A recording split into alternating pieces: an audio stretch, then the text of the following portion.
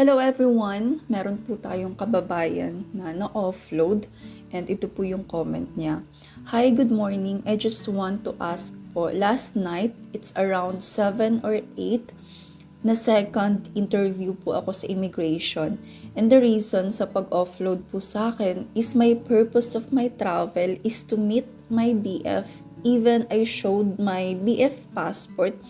Also, I'm willing to show the ticket of my BF from Israel, and I am from Philippines. We go to meet in Thailand. I don't get why I offload. I can prove my relationship to my LDR BF. Because of what happened, I felt like I depressed. I don't like to go back to my work. I was so affected for what happened emotional and mentally. I asked the officer if I rebook the ticket, what things I need to prove my vacation with my BF, and the officer told me nothing. Nothing to do, is only to meet my BF personally. How if they won't let me out and get my flight? All the money goes because of what happened. I'm going to Rafi Tulfo and ask for help about what happened. So, na-offload po siya dahil ang purpose po ng travel niya ay makikipag-meet sa foreign partner niya. Doon sila mag-meet sa ibang bansa sa Thailand, which is first meeting pa nila dapat yon. And then na-offload siya and nagdala naman siya ng mga requirements like for example, proof of their relationship, and then yung return ticket nila, meron din siya. But tinanong niya yung officer kung kapag mag-rebook ba siya ng ticket, ano yung mga dapat niyang dadalhin para makaalis siya. Pero ang sabi po ng officer sa kanya, wala daw po siyang dapat dalhin, wala siyang dapat gawin. Ang gusto lang talaga ng immigration officer ay yung boyfriend niya na foreigner ang pupunta sa Pilipinas at mag-meet muna sila doon sa Pilipinas. So sis, kung nanonood ka man sa video na to, nakakalungkot. I am really sorry na na-experience mo din yung ma-offload. I feel you. I really feel you. Kasi of course, na-offload din po ako before. And ayun nga, na-mention ko sa video ko na very traumatic po talaga ang ma-offload. Alam nyo, nung nag-travel ulit ako, kahit na alam ko na wala na silang reason para i-offload ako noon kasi nga kompleto yung mga requirements ko. Pero kapag nasa immigration na talaga ako, parang mangiyak-ngiyak na ako sa sobrang kaba. Kasi nga trauma ako nung na-offload ako. So, itong kababayan natin na na-offload din, 'di ba? Nakakalungkot kasi yung kompleto ka, ni-require mo yung mga requirements na dapat as tourist. Pero kasi, red flag po talaga sa Philippine immigration yung makikipag-meet sa foreign partner sa ibang bansa for the first time. So, hindi lang po ikaw sis ang naka-experience nito. Actually, dati maraming nagme-message sa akin. Kasi nga, di ba, shinare ko yung video ko na nag-travel ako to Maldives and nag-meet kami ng German partner ko for the first time. And nag-successful. Though na-offload ako at first, pero nag-successful ako sa second flight ko kasi ni-require ko yung, kinumply ko yung ni-required ng immigration sa akin, which is yun yung CFO, Guidance and Counseling Certificate. And yun, shinare ko yun and medyo maraming nanood and tinry nila yung ginawa ko, nag-travel sila, ganun. And then, ang nangyari po, na-offload sila. Kumpleto yung mga requirements nila. Meron silang mga affidavit of support, meron silang CFO, Guidance and Counseling Certificate. Lahat ng requirements kinumply nila. Pero ang nangyari, na-offload pa rin. Bakit? Dahil gusto ng Philippine Immigration na mag-meet muna sila sa Pilipinas mismo bago sila mag-travel sa ibang bansa together, ganun. Or bago kayo mag-meet or mag-reunite sa ibang bansa. So, ang gusto talaga ng Philippine Immigration, yung foreign partner natin ang pupunta sa Pilipinas at mag-meet kayo doon for the first time. Pero kung nag-meet naman na kayo sa Pilipinas, tapos mag-reunite kayo sa ibang bansa, wala na yung problema. Hindi na yun siya red flag sa Philippine immigration kasi meron na kayong proof na nag-meet na talaga kayo. So, sa experience ko na nag-successful siya, hindi ko rin po talaga alam kung bakit yun nag-successful. So, isi-share ko na lang po yung mga ginawa ko nung time na yun, nung nag-travel ako na kahit na first meeting pa lang namin sa Maldives ay inaprubahan ako ng immigration na umalis. Kasi I think case by case basis po talaga sa Philippine immigration. Hindi lang ako yung naging successful sa pakikipag-meet sa mga foreign partners sa ibang bansa. Marami na din pong successful. So, hindi ko talaga alam kung ano yung tinitingnan or binibase ng immigration. But I can say na kapag makikita talaga ng immigration na hindi ka tawag niyan, hindi ka prone sa human trafficking, so maaaprubahan ka talagang umalis. Pero kapag makikita nila na prone ka talaga sa human trafficking, ayun, ma-offload talaga. So, lalo na kapag first time nyo pang mag-travel abroad and then mag-meet kayo sa ibang bansa ng partner nyo for the first time, isa na po yun sa very, very, very red flag talaga yun sa immigration. Mataas yung chance na ma-offload ka talaga kapag first time mo pang mag-travel and then mag-travel ka at makikipag-meet sa foreigner na partner mo, BF or fiancé, kung ano man. So yung nangyari po sa akin, i-share ko na lang na nung time na yon, kakauwi ko lang po nun from Taiwan as an OFW.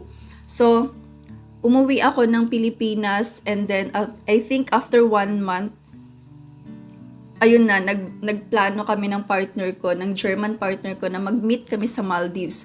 Kasi po ng time na yon ay pandemic pa. Very fresh pa yung pandemic that time. And then, actually, yung plano talaga namin ay mag-meet kami sa Pilipinas. Sa Pilipinas muna kami mag-meet. Yun talaga yung plano.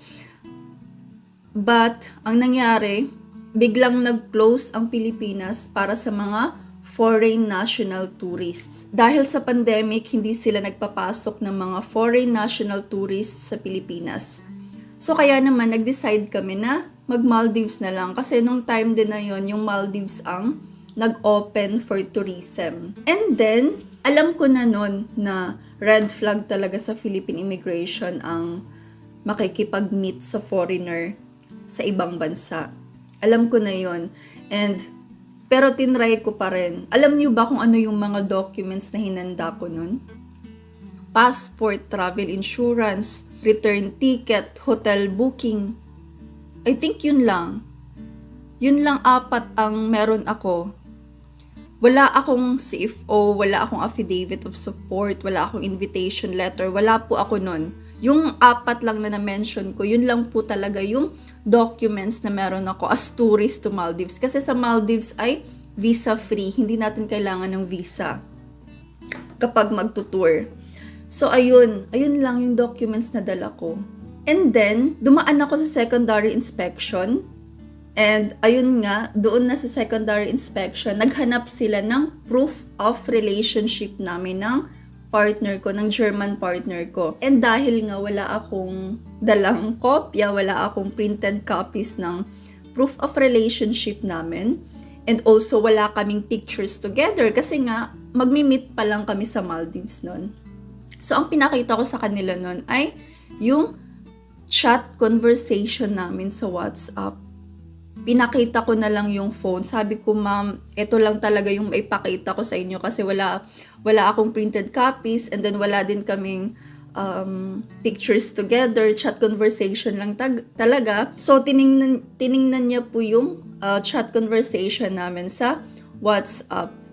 So, ayun, nag-scroll siya, tiningnan niya, and then wala akong pakialam kasi ang gusto ko lang talaga na makaalis ako. Kasi nga yung partner ko, yung German partner ko noon, ay nag-flight na din siya from Germany to Maldives.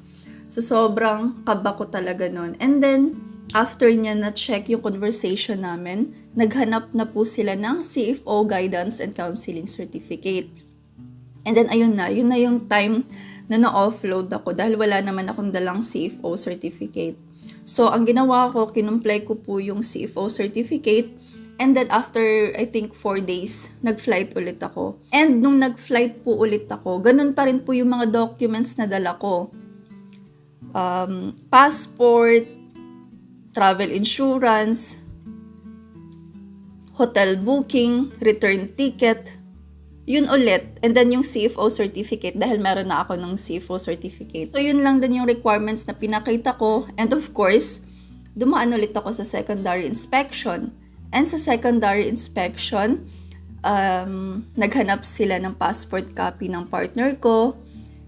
And nung time na yon wala din akong copy dahil nga hindi talaga ako prepare nung time na yon. So, nag-chat na lang ako sa partner ko, sa German partner ko na isend mo sa akin yung passport copy mo, picturean mo lang.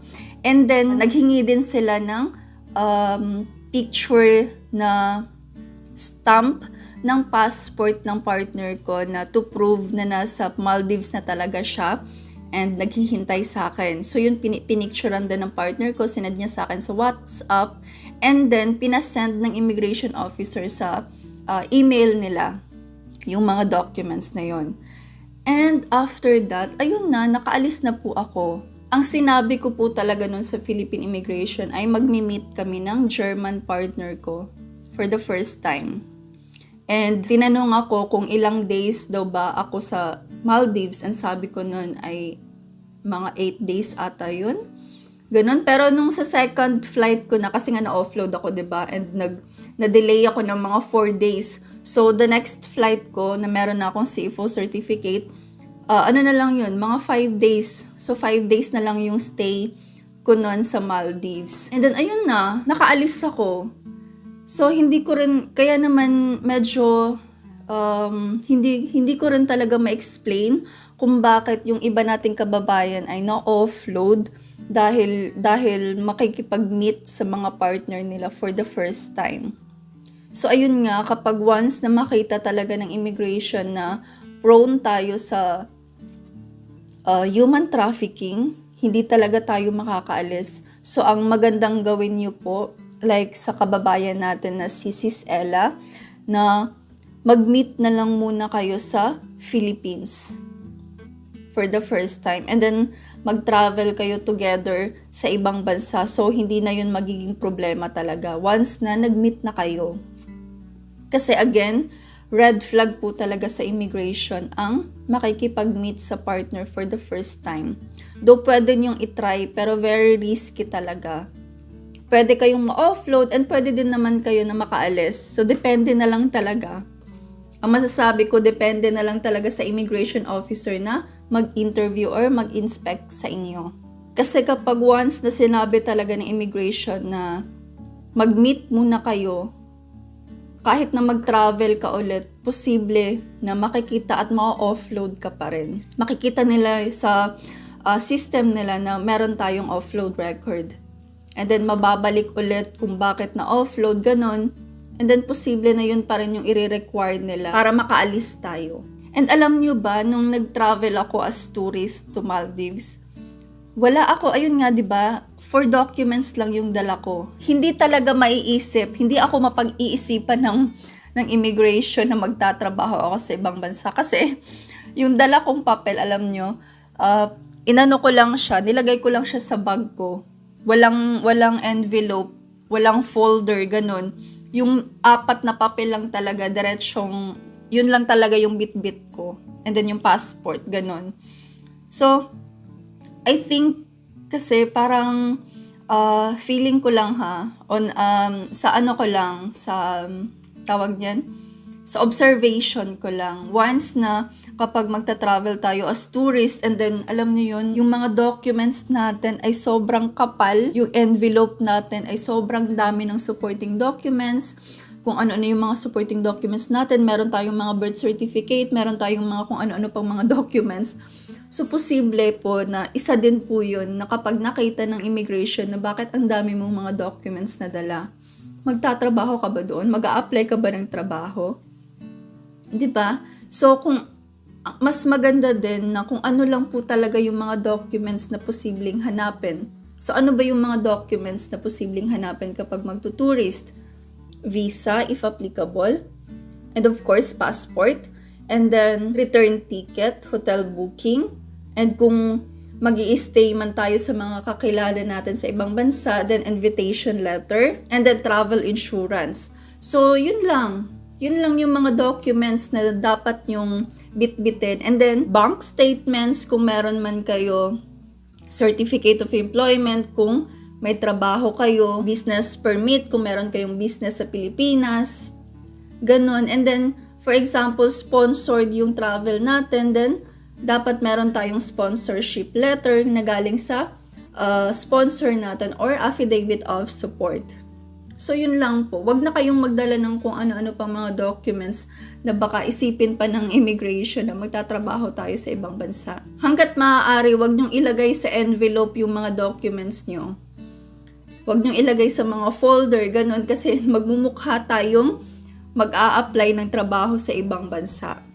Actually, nabasa ko yun. Meron ako nabasa na isang tip yun ng hindi ko alam kung totoong immigration officer ba siya, but na-realize ko talaga na totoo naman kapag yung alam niyo yun, yung sobra-sobra yung mga documents na bit-bit natin, possible na iisipin ng immigration na mag-a-apply tayo ng trabaho while tourist visa lang yung hawak natin, which is red flag din talaga yun sa Philippine immigration.